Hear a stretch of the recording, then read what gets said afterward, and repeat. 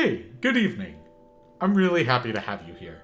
My name is Daniel. I was a professional opera singer and beatboxer, and tonight we're going to be listening to The Number of the Beast by Dan Vasc. So, this was a donation request from Susan Southard, and if you guys would like me to react to a particular song, my Venmo and my PayPal are both in the description below. I also have a Patreon link in the description below where you can leave me a comment there, and it'll essentially be the same thing where I will prioritize it and get to it as soon as I can. But other than that, I've been getting a pretty fair amount of requests to do more Tommy, more Dan Vasc, and I am not opposed to it in the slightest. I love listening to Dan. He's so cool and charismatic, and his voice is awesome. And I'm just so excited to jump into this piece. I don't know what his take on it is going to be. Obviously, I'm very well acquainted with his style, so I have an idea as to what to expect. But the last time I thought that I knew what I was getting in for, I got what felt like hours of one sustained note with the most incredible guitar shredding I ever heard. So honestly, I'm not gonna have any expectations. I'm just gonna go into it and be dazzled like I normally am when I listen to Dan. So obviously I'm excited. I hope you guys are excited. So without any further delay, let's jump into it. Woe to you, O earth and sea, for the devil sends the beast with wrath, because he knows the time is short. Let him who hath understanding reckon the number of the beast, for it is a human number. I love this intro so much. First, you get this voice, so sultry, and you can tell that he's trying to make this sound as fully supported and as robust and deep in his voice as possible, but not so deep that he's letting loose this vocal fry. It still is well supported in his chest voice, and it's, let him who hath understanding reckon. And you feel the reckon, and just the phrasing of it, like using reckon as the example, really emphasizing that word to put a strong stamp that the reckon is a powerful statement. Like, just this entire opening monologue is superb. Its number is 666. Yeah, very crisp. I left too long. My mind was blank. I needed time to think, to get the memories from my mind. What did I see? Yeah, I love this intro so much. First, you get this really solid guitar line, and you get this very clean diction from Dan here, where I can understand every single word that he's saying, and I really, really love that, because this entire piece, especially when the piece has an opening monologue, you know that this piece is going to revolve around storytelling. So the words themselves need to be understood, because this piece is going to be targeted around the message, the storytelling of the piece. So to have very clean diction is essential, and it's going to be very difficult to do so in such a metal rock form, but the fact that he is able to do this throughout the piece is really, really wonderful. God, I have to listen to this again. Blank. I needed time to think, to get the memories from my mind. What did I see? What? Yeah, just very similar to the monologue, just emphasizing certain words to really create strong emphasis, to rev your engines, keep them warm before we really blast off on that drag racing trail. Oh, yeah, I love it. Can I believe Oh! that what I saw that Yeah. night was And I was mentioning in the post-analysis from the original reaction, by the way, if you guys want to see the full post-analysis reaction and the reaction itself, again, please check out the Patreon in the link in the description below. I was mentioning that there wasn't a ton of dynamic contrast within this piece, but just in this opening section where he does have more liberty to do that because the drums haven't entered, the bass hasn't entered, and the guitar line is more just there as the background momentum building instrument. Dan is really utilizing this opportunity here to not only create contrasts in his voice, going from this grit texture to this more smooth legato texture, but he's also incorporating the dynamic contrast when he does have the time to utilize it. And this is so critical to the building of this piece, and it's so good, so pinnacle towards musical storytelling. It's real and not just fantasy. Yeah!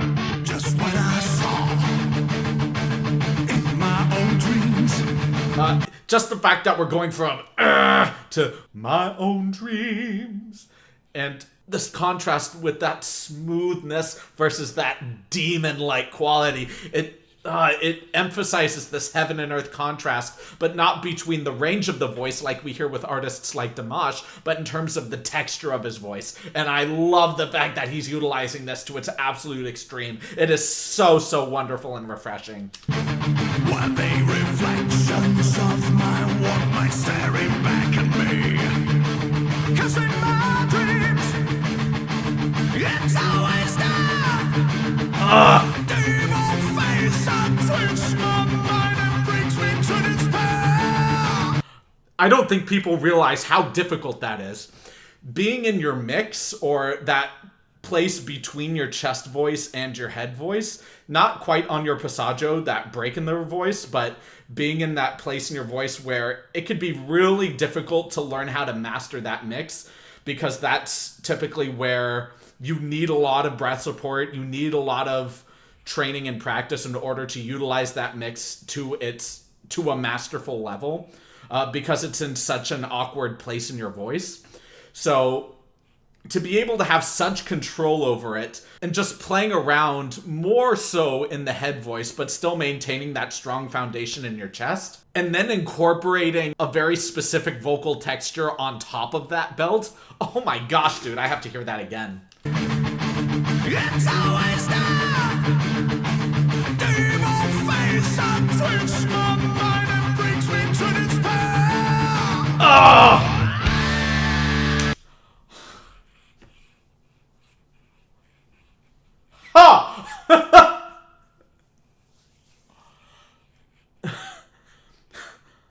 First off, that note is crazy. Crazy. I've mentioned this a few times on the channel before. I have a buddy of mine who's in a scream band, and he does some really impressive screams, but I don't think that the range of his scream can go this high. Don't get me wrong, he's an incredible musician who has an excellent scream as well. But this scream, there's something so special about it. I don't think I've heard a single artist that... This scream is just... It's unlike any other scream I've heard before. And on top of it, look at his body position. This is... like... First off, his legs are very far apart. His body is so open. His arms are away from, his arms aren't clenched together. They're open. The only reason why one arm is even inward to begin with is just to hold the mic, make it feel much more intimate. The mic representing us, the audience. He's singing to us through the mic. And the fact that we're getting so intimate with him while he's maintaining this really big open body position at the same time, that is not only incredible rock energy, but that's incredible seductive energy, charismatic energy. Like, to be able to exude and extricate so much confidence from your being and so much power and energy, and just exude this confident, incandescent radiance that just permeates through the screen and penetrates the audience. It's remarkable. Devil face untwitched my mind and brings me to despair.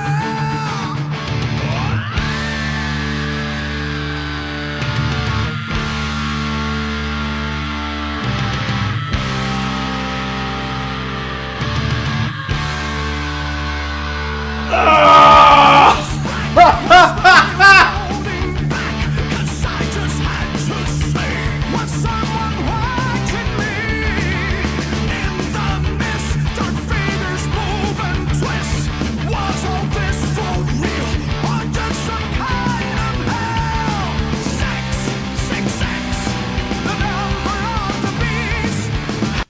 oh my gosh.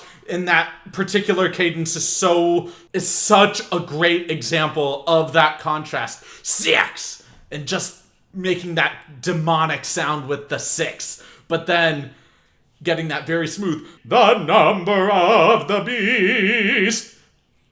Or whatever the notes and rhythms are, but you get my point. Just, it's oh my gosh!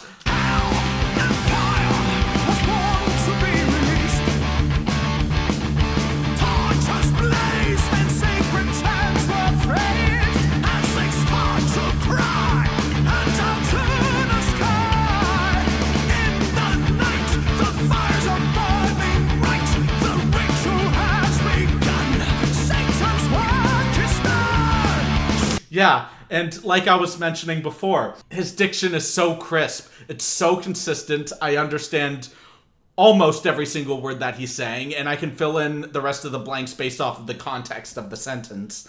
And he's just doing such a great job actively storytelling, actively describing what this song is all about, and exuding the energy that matches the story. And he's just so compelling and captivating as a storyteller, let alone as a musician. Incredible stuff. Also, great job, Victor the Guitar Nerd. I see you.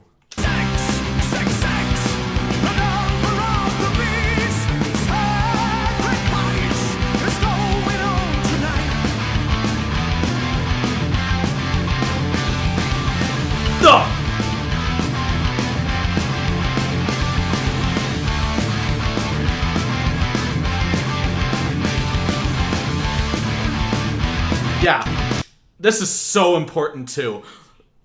Just based off of what Dan was doing throughout that entire musical interlude, especially right here on this paused screen. Oftentimes what I'll see musicians do when they're in a band, I'll see this especially in theatrical performances such as theater, musical theater, even opera, especially opera, where they're on stage, but when they're not singing, all of a sudden all of the character leaves their being. It's this idea where if you were in a sport, for example, like basketball, and you were sitting on the bench, and at any point you can get tagged into the game, you know, you're not going to not pay attention to the game. You're going to pay attention to all of the players out on the court, looking at what players specifically are playing in a very specific style that you know can interrupt your flow, that you know they have natural strengths that counter your strengths, or that there are specific weaknesses about strong players on their team where you can better utilize your strengths. The whole point of what I'm trying to say here is that when the piece is going, when there's active, engaging storytelling, or when something is happening in front of you, and even though you're not actively singing or participating in the game, you still are participating in the game. You still are performing. You're just not in the limelight at that time. But you can still gather a ton of intel. You can still perform towards an audience even though the limelight isn't on you. You're still setting a stage. It's like if you guys have ever seen a beautiful light show and there's just one beam of lights that's out. It's just turned off, but everything else is beautiful. Yes, everything else is beautiful and you can deeply appreciate it, but that one beam of light is catching your attention. It takes you out of the moment. And it's so important to have all musicians on stage maintain this same level of energy that the rest of the instruments that do have the limelight in that time are generating out towards the audience. And Dan is doing an impeccable job making sure that his energy is being maintained while Victor the Guitar Nerd is rocking hard. Yeah, love this dude.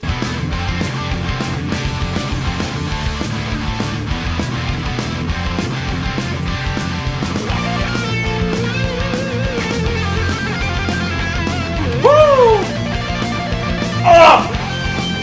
That neck playing. Oh!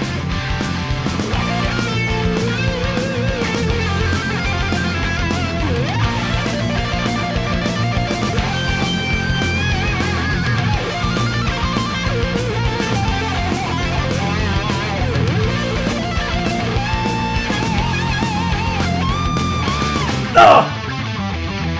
That's crazy, dude!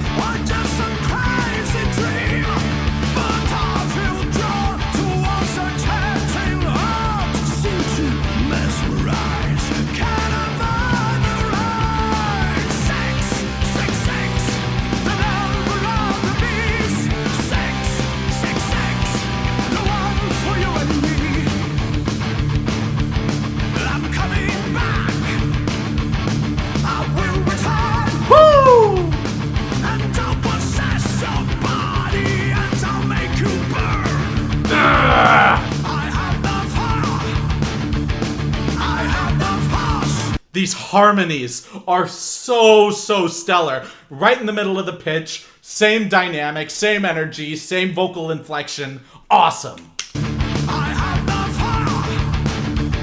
I have the force. Oh! I have the power to make my evil take its course.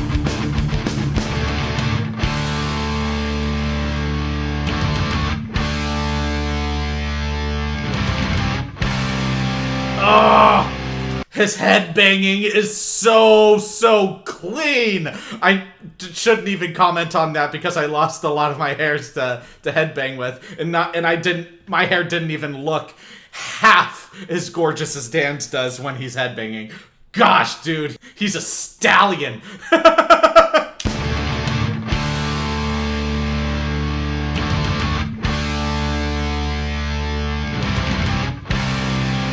Oh!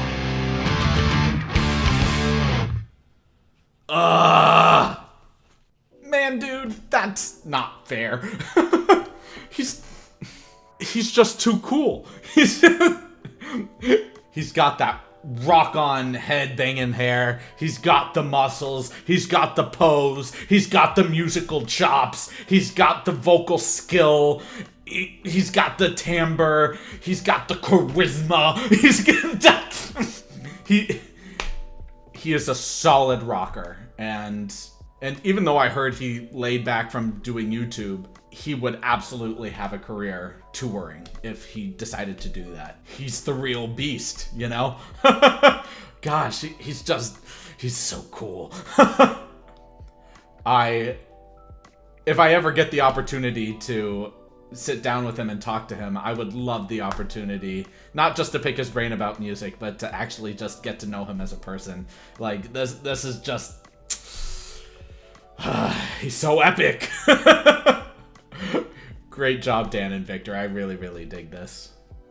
Thank y'all so much for watching this video. If y'all liked it, please like, comment, subscribe, and share. And if you didn't like it, please leave a dislike and let me know why in the comments. As I mentioned in this video, if you guys would like to request your own specific song, I have my PayPal and my Venmo and the links in the description below that you can donate to and leave a message so I can make sure to film and edit and get out that video as soon as I can. I also have my Patreon link in the description below, so you guys can check that out as well and leave comments there on my videos, and it will essentially have the exact same effect. I will take that request and get to it as soon as I can. I want to take this time to appreciate all of you for being here watching these videos. It really does mean a lot to me. Thank you so much, and I can't wait to see all of you in the next video. Have a great rest of your evening, everyone.